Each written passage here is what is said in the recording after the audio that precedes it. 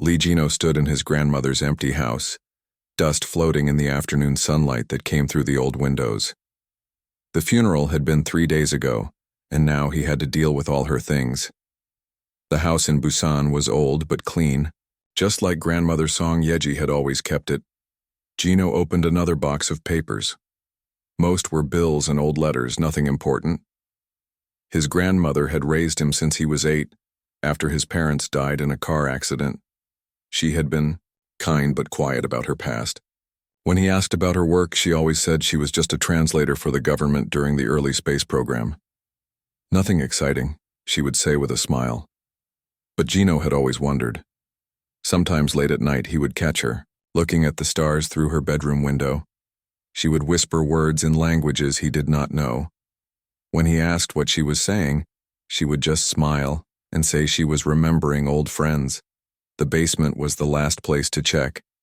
Gino walked down the wooden steps, flashlight in hand. The basement was mostly empty except for some old furniture and boxes.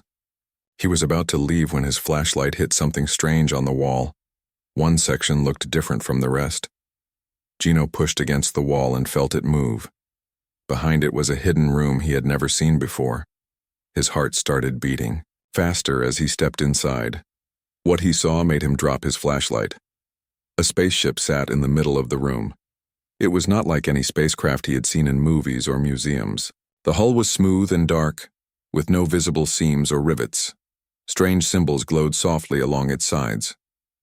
The ship was about the size of a small house and hummed quietly with some kind of energy. Next to the ship was a metal case. Gino's hands shook as he opened it. Inside was a handwritten letter from his grandmother, star charts that showed routes between galaxies, a strange crystal that glowed when he touched it, and photographs that made him sit down hard on the floor. The photos showed his grandmother as a young woman. She was standing next to tall, beautiful beings that were clearly not human. They had elongated limbs, large eyes, and skin that seemed to shimmer. In every photo they looked friendly, even happy. His grandmother was smiling in ways Gino had never seen. He picked up the letter with trembling hands. It was written in Korean, but parts were in the same alien script he had seen on the ship. "My dear Gino," the letter began. "If you are reading this, then I am gone, and you have found my greatest secret. I was not just a translator. I was Earth's first ambassador to an alien confederation called the Kepler Union." Gino read the letter 3 times before it started to make sense. His grandmother had spent 5 years on an alien world called Ethros. She had learned their languages, their customs, their technology. The ship had been a gift from her alien friends when she returned to Earth to start a family. "The humans of Earth do not know about the Kepler Union," the letter continued. "Many of the alien species think humans are too violent and primitive to join them. They point to our wars, our weapons, our damaged environment as proof. But I believed they were wrong about us."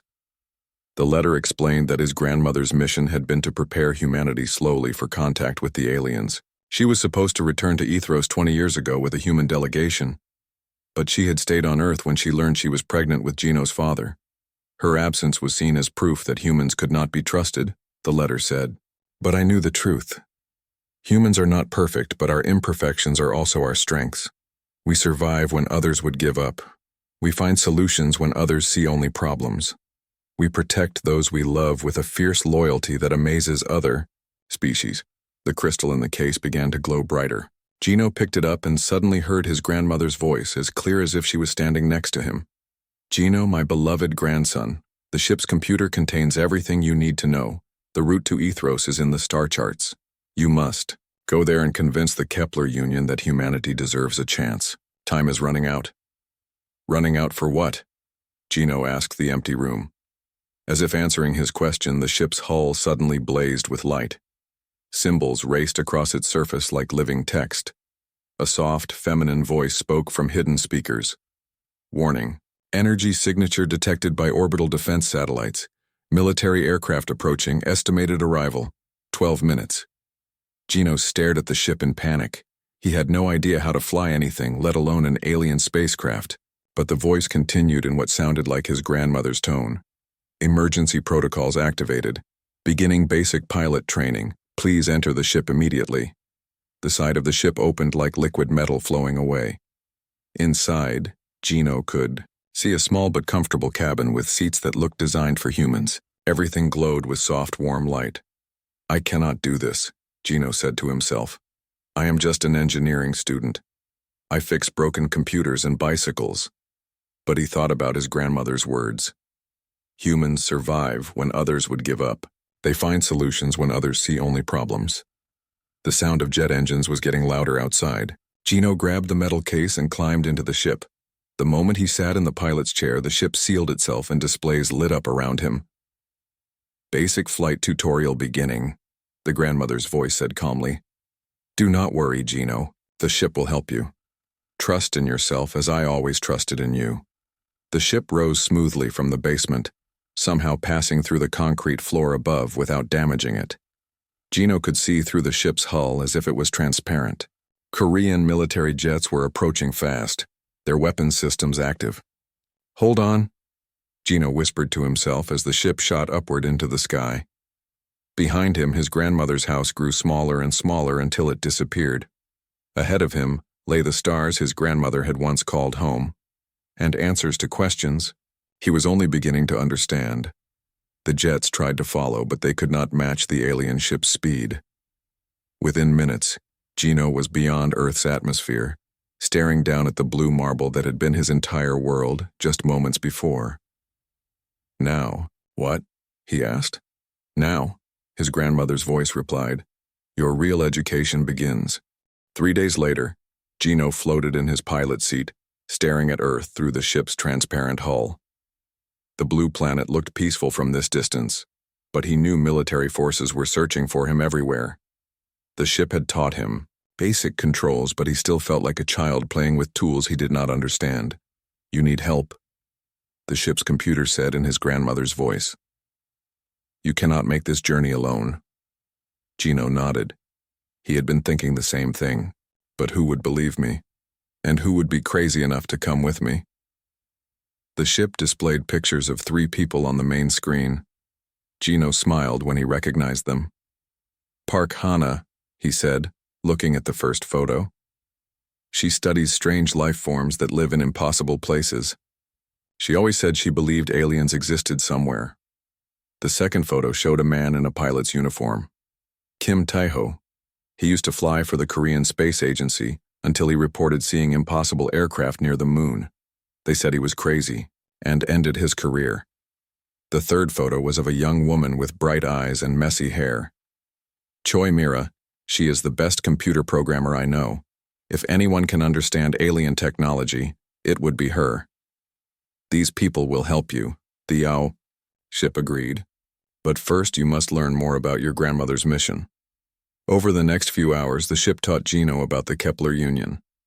12 different alien species had joined together thousands of years ago. They shared knowledge, protected each other, and explored the galaxy in peace. Each species brought something special to the Union.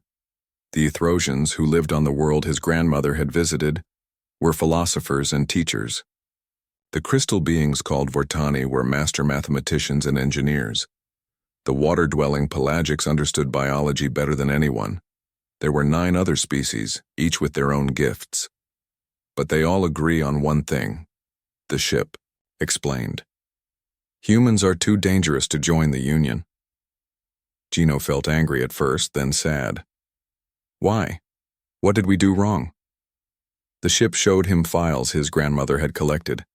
Reports about human wars, weapons that could destroy entire cities, pollution that was killing Earth's environment. From the outside, humanity looked violent and careless. But your grandmother saw something else, the ship continued. She saw humans who risked their lives to save strangers.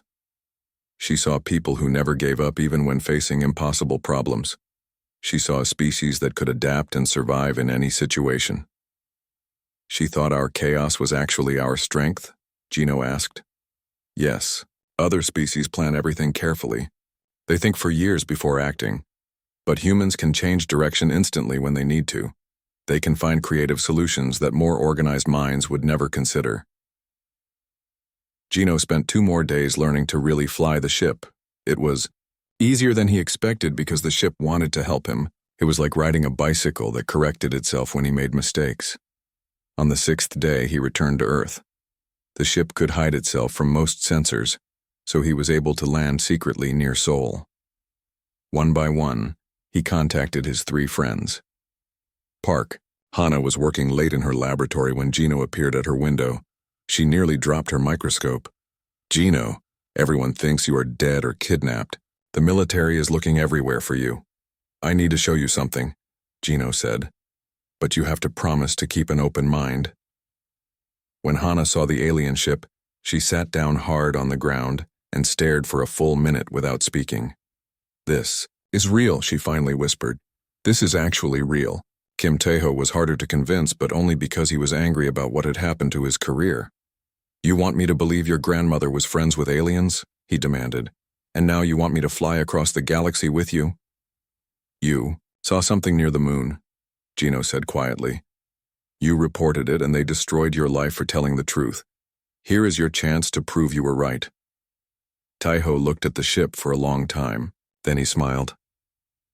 "When do we leave?" Choi Mira was the easiest to convince. The moment she saw the ship's computer systems, her eyes lit up like a child in a toy store.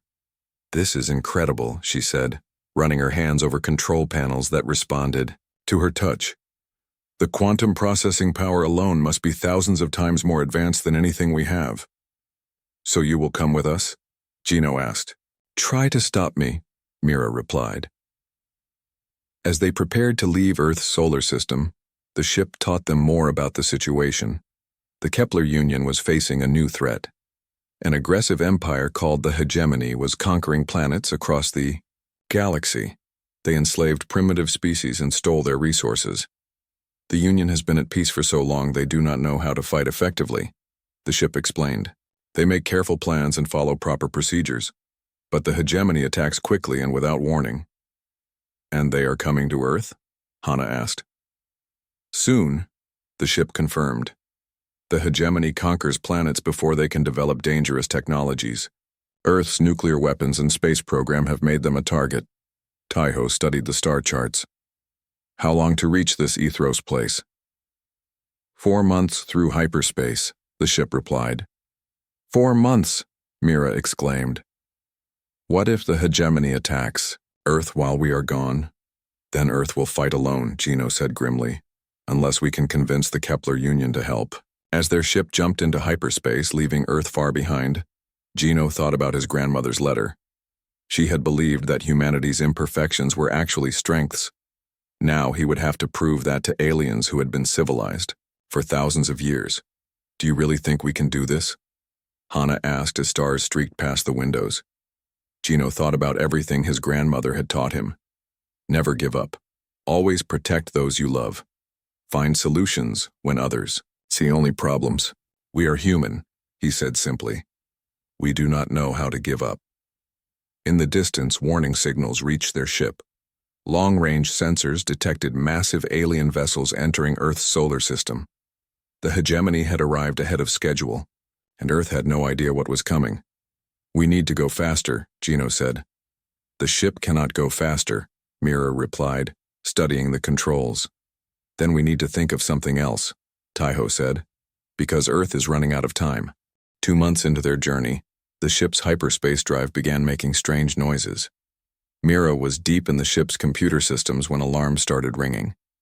"The exotic matter that powers our drive is breaking down," she announced, her face pale. "According to these readings, we should stop moving and wait for rescue." "How long would that take?" Gino asked. "Maybe forever," Mira replied. "The nearest Kepler Union ship is 3 months away, and they do not even know we exist." Kim Tae-ho studied the engine displays with a frown. He had been learning about alien technology during their long journey. But this was beyond anything in the tutorials. "What if we do not follow the manual?" he asked suddenly. "What do you mean?" Hana looked up from her biological studies. "I mean, what if we fix this the way humans fix things? Fast, messy, and with whatever we have available?" Mira shook her head. "This is exotic matter, Tae-ho. You cannot just tape it back together. But Tejo was already pulling apart access panels. Maybe not, but look at this. He pointed to a series of crystalline components. These control the matter flow, right? And over here are the backup power cells from the life support system. You want to bypass the safety systems? Mira asked in horror. I want to make this work, Tejo replied. The ship's computer says this is impossible, but the computer is programmed by aliens who never learned to improvise. It took them 6 hours of dangerous work. They rerouted power systems in ways that should have destroyed the ship. They used spare parts from the kitchen equipment to replace exotic matter conduits. They even tied some connections together with wire from Hana's laboratory equipment. When they turned the drive back on, nothing happened for 30 seconds. Then the ship lurched forward so fast that everyone was thrown to the floor. It works, Mira shouted over the noise of overstressed engines. It should not work, but it works. They had cut their remaining travel time in half. But more importantly, they had proven something to themselves. Human solutions did not need to be perfect or safe. They just needed to work. During the remaining journey, they studied everything his grandmother had learned about the Kepler Union. The aliens valued patience, wisdom, and careful thinking. They made decisions by consensus, with every member species, agreeing before taking action. That sounds very peaceful, Hana said as they read about Union government. It also sounds very slow, Tejo added. How do they handle emergencies? They do not have many emergencies, Gino replied, reading his grandmother's notes. When everyone is wise and patient, problems get solved before they become dangerous. Except now they have the hegemony to deal with, Mira pointed out. And the hegemony does not give them time to think. Gino's grandmother had written detailed reports about each species in the Union. The Ethrosians spent hours meditating before making any important decision. The crystal Vortani calculated the probability of every possible outcome before acting. The aquatic pelagic studied problems from every angle before suggesting solutions. They all sound very careful, Hana observed. Too careful, Tejo said. By the time they finish planning, their enemies have already won. But Grandmother Yeji had seen something else. In her private notes, she wrote about times when human qualities had impressed her alien friends. When the ship's heating system failed during a diplomatic meeting, instead of waiting for proper repair crews, she had used her scarf and some kitchen utensils to create a temporary fix. The aliens had been amazed by her quick thinking. Another time when negotiations had reached a deadlock, she had suggested a solution that broke all diplomatic rules. Instead of formal proposals and counter-proposals, she had invited everyone to share a meal and talk about their families. The breakthrough came when they stopped being representatives and started being people. She showed them that chaos can be creative, Gino realized. When you cannot predict what will happen next, sometimes that is exactly what you need. Their own journey was proving the same point. Every time they faced a problem, their human approach worked better than alien methods. When they encountered a gravitational anomaly that threatened to tear their ship apart, Hana had an idea that no alien would try. What if we do not fight it? She suggested. What if we work with it instead?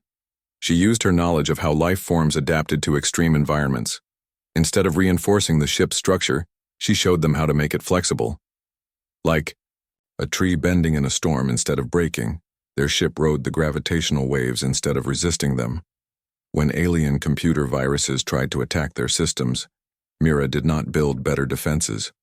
Instead, she confused the viruses with random illogical commands that made them crash themselves. Viruses expect logical responses, she explained. But human thinking is not always logical. That makes us unpredictable. Each success built their confidence. They were not just lucky. They were proving that human methods could work in situations where alien wisdom failed. But their biggest test came when they finally reached Ethros. The planet was beautiful, with crystal cities and floating gardens. But their arrival sensors detected something wrong. There are too many ships in orbit, Tejo observed, studying the displays. Military vessels from multiple species. The ship's communication system crackled to life. A voice spoke in the musical language of the Ethrosians. Unknown vessel, identify yourself immediately. This system is under Union military protection. Gino, took a deep breath and activated the response system. "This is Lee Gino, grandson of Ambassador Song Yeji. I am here to speak with the Kepler Union Council." There was a long silence. Then another voice replied, this time in accented English. "Song Yeji? The human ambassador who abandoned her duties 20 years ago?" "She did not abandon anything," Gino replied firmly. "She stayed on Earth to protect it, and now Earth needs the Union's help. Earth has attracted the attention of the hegemony," the alien voice said coldly. "3 Union worlds have already fallen because of human aggression. Many believe your species is responsible for this war." Gino felt his heart sink. They had traveled across the galaxy to ask for help, only to learn that many aliens blamed humanity for the very crisis they were trying to solve. "We request permission to address the Council," he said. "We have information that could help win this war." "The Council is debating whether to even defend Earth," the voice replied. "They are not interested in human excuses." But then another voice joined the conversation, older and gentler. "I knew your grandmother, young human. She was wise in ways that many of us did not understand. You may approach the planet, but you will be escorted by guards." As their ship descended toward Ethros, surrounded by alien warships, Gino thought about his grandmother's faith in humanity. She had believed that human chaos and stubbornness could save the galaxy. Now he would have to prove she was right, to aliens who had already decided she was wrong. The Kepler Union Council met in a vast crystal chamber that seemed to float in the clouds above Ethros. Representatives from 12 species sat in a circle, their forms ranging from humanoid to completely alien. Gino and his friends stood in the center, feeling very small and very human. The council leader was an ancient Ethrosian named Elder Keth, whose translucent skin glowed with soft blue light. His large dark eyes showed wisdom and sadness. "We are here to decide the fate of Earth," Elder Keth announced. "The human world has attracted the hegemony's attention. 3 of our worlds have already fallen to their fleets. Some believe we should leave Earth to face its consequences alone." A crystalline being that looked like living diamond spoke next. This was Sage Vex of the Vortani. "The mathematics are clear. Human aggression patterns match those of species that become galactic threats. Their nuclear weapons, their constant wars, their environmental destruction, all point to dangerous tendencies. Furthermore," added a flowing water-like creature through translation devices, "humans cannot be trusted to honor agreements. Ambassador Song Yeji was supposed to return with a delegation 20 years ago. Instead, she abandoned her duties and stayed on her primitive world." Gino felt anger rising in his chest, but he forced himself to stay calm. Getting emotional would only prove their point about human aggression. "My grandmother did not abandon anything," he said firmly. "She stayed on Earth because she was needed there. She spent 20 years preparing humanity for contact with the Union." "Preparing them for what?" asked a tall, insect-like being with multiple arms. "For war? Your species has done nothing but fight since we first observed you." Elder Keth raised a hand for silence. "The young human will have his chance to speak, but first, let us hear the evidence against his species." For the next hour, Gino listened to a devastating presentation about humanity's failures. The aliens showed recordings of Earth's wars, environmental damage, and weapon development. They presented statistics about human violence, crime rates, and resource consumption. Every fact was accurate, and together they painted a picture of a species too dangerous to survive. "The hegemony conquers primitive worlds to prevent them from becoming threats," Sage Vex concluded. "Perhaps in this case, they are performing a service to the galaxy." Several council members made sounds of agreement. Gino realized that many of them had already decided to abandon Earth. "Now," Elder Keth said, "the humans may present their defense." Gino stood up, his heart pounding.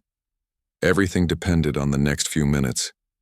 "You are right about us," he began, surprising everyone. "Humans are violent. We do fight wars. We have damaged our planet and built terrible weapons." His friends looked at him in shock. This was not how they had planned to defend humanity. But you are also wrong about what those things mean, Gino continued. You see our violence and think it makes us dangerous to you. But human violence exists to protect what we love. We fight wars to defend our families. We build weapons to keep our children safe. He gestured to his friends. These humans came with me across the galaxy, knowing they might never see home again. Why? Because they wanted to save strangers they had never met. Pretty words, the insect being replied, but actions matter more than intentions. Then let me tell you about our actions, Mira interrupted, stepping forward. During our journey here, we faced 3 crises that should have killed us. Each time, we found solutions that your ship's computer said were impossible. She activated a holographic display showing their repairs to the hyperspace drive. We fixed this with spare parts and improvisation. Your engineering manuals said it could not be done. Hana joined her. When we encountered the gravitational anomaly, we survived by thinking like living organisms instead of machines. We adapted instead of resisting. Taiho was last. Your military strategies are failing against the hegemony because you are too predictable. You follow rules and procedures, but war is chaos and humans understand chaos. You celebrate your disorder? Sage Vex asked in confusion. We embrace it, Gino replied. Other species plan everything perfectly. But what happens when you're perfect? Plans meet an imperfect universe? Humans expect things to go wrong, so we are ready when they do. Just then, alarms began ringing throughout the chamber. A communication officer rushed to Elder Keth's side. 2 more worlds have fallen, the officer reported. The hegemony has broken our defensive lines using tactics we have never seen before. The council erupted in distressed sounds and rapid conversations in multiple languages. Gino saw his opportunity. Let us help, he said loudly, cutting through the noise. Give us access to your military data. Let us show you how human unpredictability can beat hegemony planning. Absolutely not, several council members protested. We cannot trust our military secrets to an unknown species. But Mira had already connected her portable computer to the chamber's data systems. Too late, she said with a grin. I am already in your networks. Half the council started shouting in alarm, but Mira held up her hands. Relax. I am not stealing anything. I am analyzing your battle reports. For 10 minutes, Mira worked while the council watched in fascination and horror. Finally, she looked up. I found the pattern, she announced. The hegemony is not just following their own plans. They are predicting yours. She displayed a series of battle maps. Look at these engagements. Every time the Union fleet moves, the hegemony is already in position to counter them. They have broken your communication codes. Impossible, Sage Vex protested. Our encryption is mathematically perfect. Perfect for you, Hana said, studying the data. But what if they are not trying to break your math? What if they are studying your behavior instead? Taiho nodded, understanding. You always make the most logical choice, so they just calculate what that choice will be and prepare for it. Elder Keth leaned forward. Are you saying our wisdom is our weakness? Not weakness, Gino corrected. Just predictability. The hegemony can beat you because they know what you will do, but they cannot predict chaos. Prove it, demanded the insect being. Show us this human chaos can actually work. Gino looked at his friends. They had traveled across the galaxy for this moment. Give us one chance. Let us try to liberate one captured world. If we succeed, you will know that humanity can help. If we fail, he shrugged, then you can abandon Earth with a clear conscience. The council debated for an hour. Finally, Elder Keth spoke. The world of Kristalla, home of the Vortani, fell to the hegemony yesterday. Our attempts to retake it have failed. If you can liberate Kristalla, we will defend Earth and grant humanity membership in the Union. And if we fail? Taiho asked. Then Earth faces the hegemony alone, Elder Keth replied sadly. And the galaxy will know that order is stronger than chaos. As they prepared to leave for Kristalla, Gino thought about his grandmother's words. Humans find solutions when others see only problems. Now they had to prove that one more time with the fate of two worlds hanging in the balance. No pressure, Mira muttered as they boarded their ship. Good, Gino replied. Pressure makes us do our best work. Crystalla hung in space like a giant jewel, its crystal cities reflecting starlight in rainbow patterns. But the beauty was spoiled by the dark shapes of hegemony warships surrounding the planet. Their angular hulls bristled with weapons designed to break both bodies and spirits. 15 enemy vessels, Taiho reported, studying their sensors, plus orbital defense platforms they built after capturing the planet.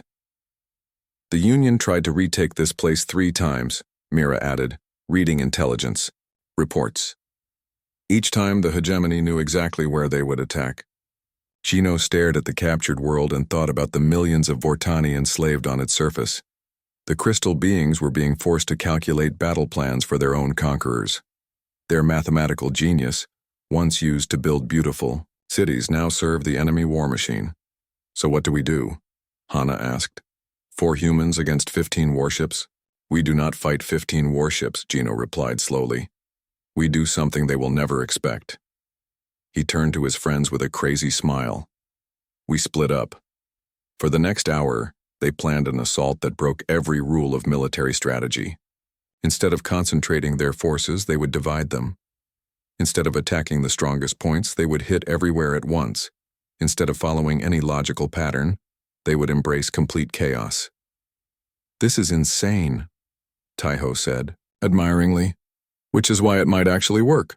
Their ship could separate into 4 smaller vessels, each with its own life support and basic weapons. It was a feature designed for exploration, not warfare. But as grandmother Yeji had always said, humans could make anything work if they needed it badly enough. Gino piloted the first vessel toward the planet's computer centers. His job was the most dangerous.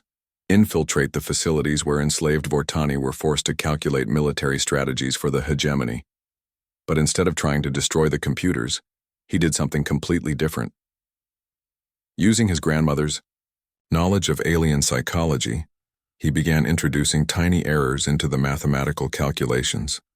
Not random errors that would be detected, but carefully planned mistakes that would spell out messages in the Vortani mathematical language. Help coming, he typed through deliberate calculation errors. Resist when ready. The enslaved Vortani began responding within minutes. They started introducing their own errors, creating a hidden communication network right under their guards' noses.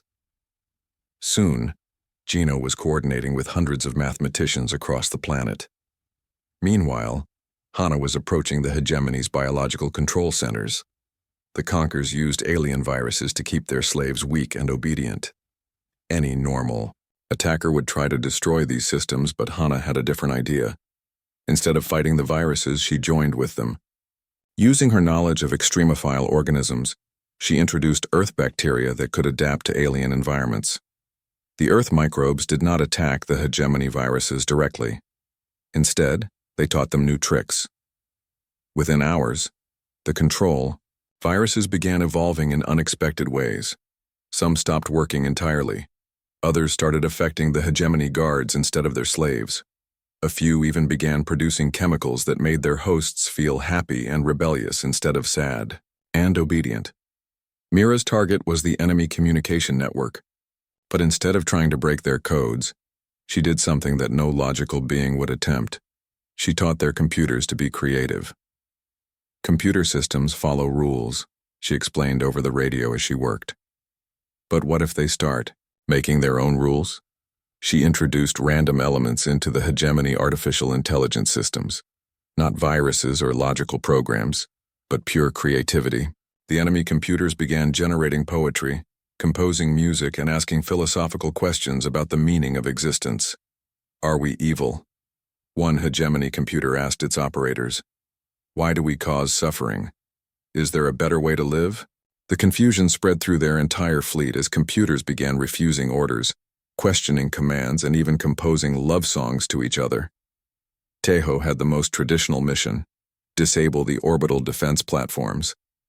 But his approach was anything but traditional. Instead of attacking the platforms directly, he used his pilot skills to turn the rescue mission into a recruitment drive. Flying impossible maneuvers that should have gotten him killed, he broadcast messages to every enslaved population on the planet. His ship danced between enemy fire like a leaf in the wind, proving that the mighty hegemony could be beaten by someone who refused to follow their rules. They are not invincible. His voice rang out over hijacked communication channels. They can be beaten by anyone crazy enough to try.